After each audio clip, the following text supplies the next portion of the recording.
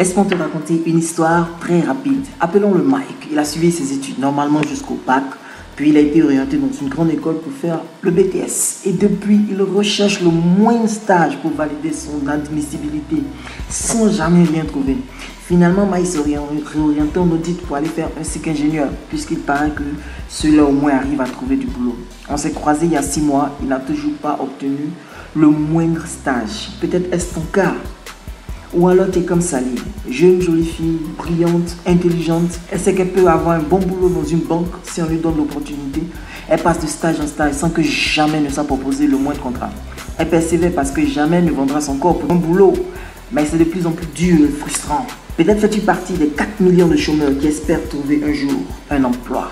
Peut-être que ton quotidien, c'est le découragement, l'amertume, le désespoir, des stages à répétition, l'échec, le chômage, le stress, l'angoisse, l'inquiétude, la déception, l'inactivité. Peut-être qu'autour de toi, c'est le même refrain, il n'y a pas de travail, le pays est dur. Peut-être que tu postules, mais que tu n'es jamais invité aux entretiens. Peut-être que tu es invité aux entretiens d'embauche, mais que ça n'aboutit jamais.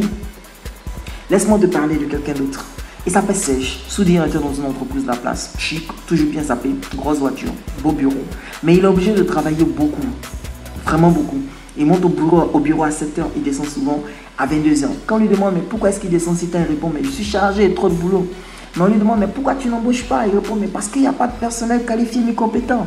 C'est incroyable. Mais il y a des milliers de stagiaires qui sont là, qui chôment. Il répond la majorité sont nuls. Actuellement, on est en sous-effectif. Je fais le boulot de 3 personnes. Quoi? 3 personnes? On suppose que peut-être ton cas, c'est une exception. Oui, mais non. Pas tout pareil. C'est partout pareil. Tu peux vérifier. La majorité des entreprises sont en sous-effectif, mais n'embauchent pas parce qu'elles estiment que les gens sont nuls. Donc, voici le tableau qui est là. D'un côté, tu as un grand nombre de chômeurs qui pleurent parce qu'il n'y a pas de boulot.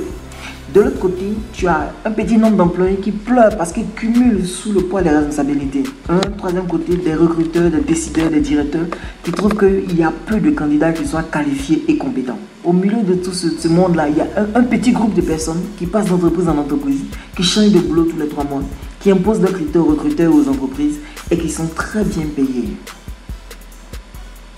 Christelle Sabrina a écrit: c'est extraordinaire Vincent ce que tu donnes comme conseil. Moi-même, j'ai expérimenté tes conseils et je suis maintenant me valoriser sur le marché de l'emploi. Et depuis lors, des entreprises m'appellent. Je refuse même certaines propositions. Vraiment, sois béni pour tout ce que tu fais. J'aimerais pouvoir te rencontrer un jour parce que ton expertise me sera d'une aide considérable dans la création de ma future entreprise. Je suis Vincent Cadio, auteur de l'ouvrage Décrochez immédiatement votre prochain emploi. Mon but aujourd'hui est de t'aider à intégrer ce groupe fermé de ceux qui trouvent vraiment des emplois et t'apprendre un système qui marche, peu importe ta formation de base, peu importe ton expérience, que tu aies déjà travaillé ou pas.